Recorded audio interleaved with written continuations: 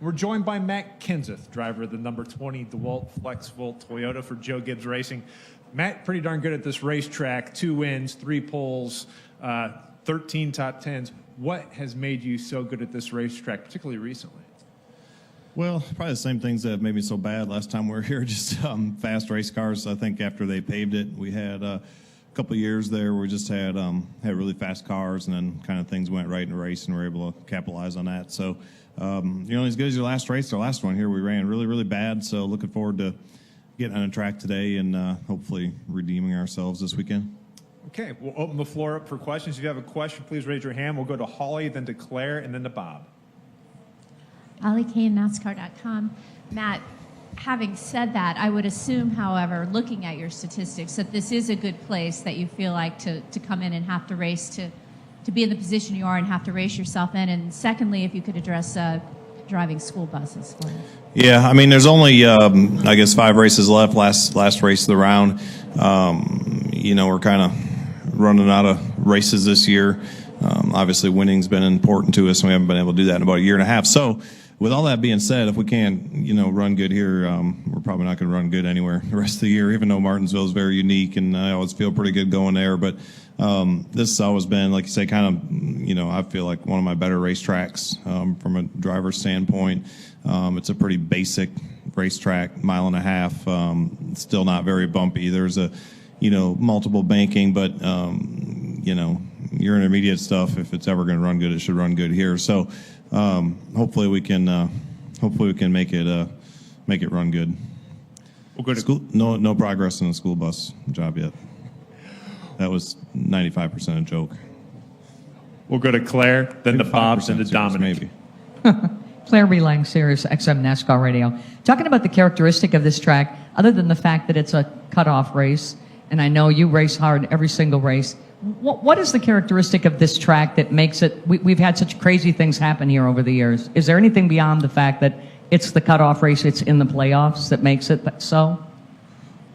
Well, I mean, I think every situation and every trip here is probably a little different. I think after they paved it, like a typical repave, you got to come with a very hard tire, and it's very air dependent. And I know there was a lot of crashes here. The cars were real edgy. I think that out of all the repaves we went to, this is by far the best one since I've been around. So they did it was a great track before they paved it, and I think, like everybody else, we're all afraid of ruining it. And it's really good with the three grooves and 3 different bankings, and it widened out faster than any repave I've ever seen. So it's a great racetrack. It's always really racy, a lot of options out there to try to find somewhere to pass. Still pretty smooth and fast. So it's a racy racetrack. It's good. Go to Bob, Dominic, Jerry, and the postman. Bob Parker's ESPN. Do you feel good about your chances to advance, or do you feel like you weren't very good here in May and it's going to be an uphill battle? Yeah, I don't know. I guess I could probably give you a better answer after all the practices are done tomorrow and kind of have a good idea where we're at. Last time we were here, we ran bad from the second we unloaded until we were done with the weekend. So I'm optimistic that we'll unload with decent speed today, and it'll drive decent. We'll get it driving good tomorrow, I hope. So Charlotte was a struggle. Never got to drive good the whole weekend. Didn't run very well.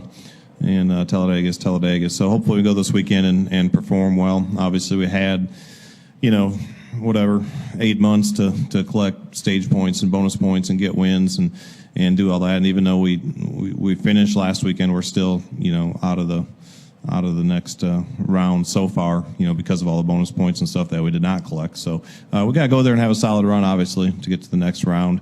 And like I say, if we don't run good Sunday, then we don't deserve to be in the next round anyway. So it's a great racetrack. It's one I really like. And hopefully we can hit it right this weekend. And as a group, we can all execute, perform at a high level like we're capable of doing, and move on to next week. Go next to Dominic.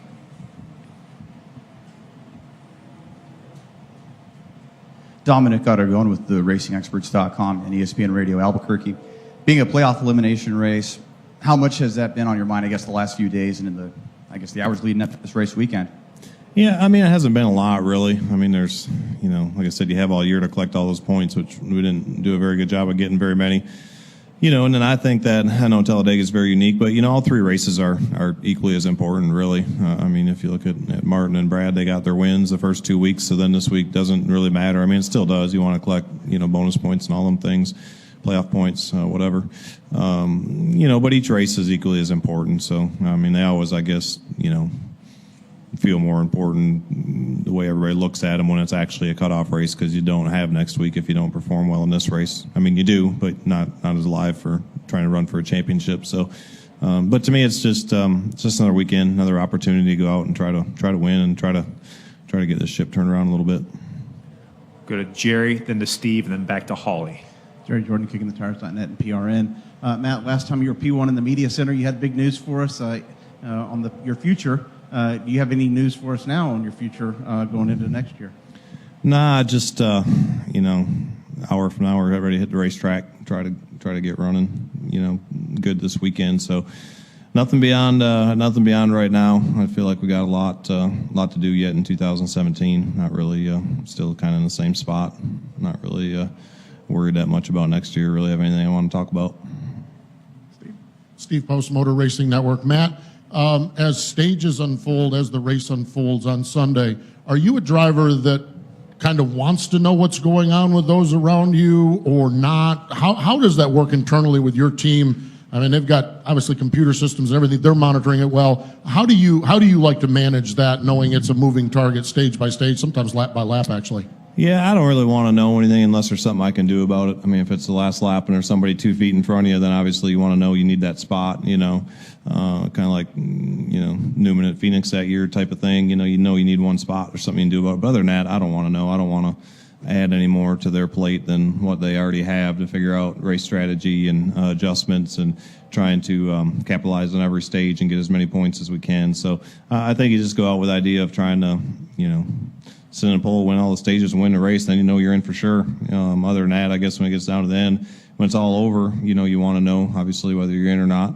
And if there's something you can do about it different, but, you're racing as hard as you can to try to keep your car in position the whole races right now. So if there's nothing I can do about it, I don't really want to know. Holly? One last thing, Matt. It's interesting. There's 3 former champions, yourself and Jimmy and Kyle Busch, that are kind of all on that, cutoff line right there. Could you just talk about that? The competition's pretty serious there with you all. Yeah, I gotta be totally honest with you. You're not gonna believe me probably, but I haven't looked at the points. I haven't even looked at them. I have no idea. Besides the 2 guys that won races, really where anybody is. I actually, at the time in Talladega, when I watched everybody crash and not many green spoilers left out there, I figured we were going to be in halfway decent shape. And then somebody told me we were still 8 or 10 out or something like that. So other than that, I have not looked at it, to be honest with you. I realized we didn't get any stage points last weekend, and a lot of guys did, and didn't get many stage points at Charlotte. So, there's just, you think about it, in the stages is half the points that you get for the race. It's a lot, and it's a ton of points. So, and I realize we haven't really got a lot of them. So, I haven't really looked at it. I know we need to, been saying all year, we got to perform better than we have been and finish better than we have been if we expect to be a contender down the stretch anyway. So hopefully this is a weekend for us. Hopefully we can have a breakout, get qualified good, lead some laps, and get a finish.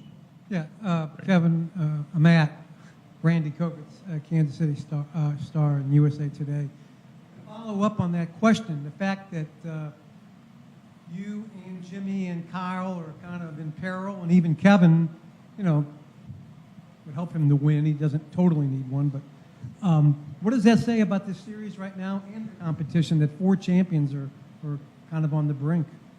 Well, I think the sport has always been what have you done for me lately, sport? You're only as good as your last race. But if I'm Kyle, I'm feeling pretty good, man. He's crashed 2 weeks in a row, and he's still in. I think he's still in. So that's pretty amazing. So, and plus he's been running so good. It's one of his better places now. So I wouldn't be, I wouldn't be very concerned if I was Kyle, I guess, because, he's had the performance. Now, 48 hasn't run quite as good as he's accustomed to running. We haven't run as good as we're accustomed to running. So, we're probably, assuming they're close to some points. Like I said, I haven't even looked at it. I'm taking your guys' word for it. The guys who aren't running quite as good and haven't been winning are obviously probably more concerned about it than the guys that, have the wins and have the performance every week and been sitting on poles and leading laps and winning stages and that type of thing. Bob? Bob Pockris, ESPN. Obviously there's two ways to advance: win or get in on points. Do you feel like you have a decent chance to win, or have you guys not knocked on the door enough to feel like that's a likelihood? Yeah, I mean, I feel like I come to the racetrack every week with a chance to win. But with that being said, it's been a year and a half since we won. It's probably, I don't know if it's my longest winless streak or not, but it feels like it is, or close to it. I'm almost sure I've never went 2 years without winning a race. So it's been it's been a long time. So when you look at it like that, you're like, show me. So we haven't been able to do it yet. So I hope to at least get a win before the year's over. We got 5 chances left. We got some great racetracks coming up. We just got to get our cars running a little bit better, and then we just, as a group, every single one of us has to execute better. And that starts with me. So I know we're more than capable, but we got to do it. Any additional questions for Matt? Well, Matt, good luck this week. Thank you.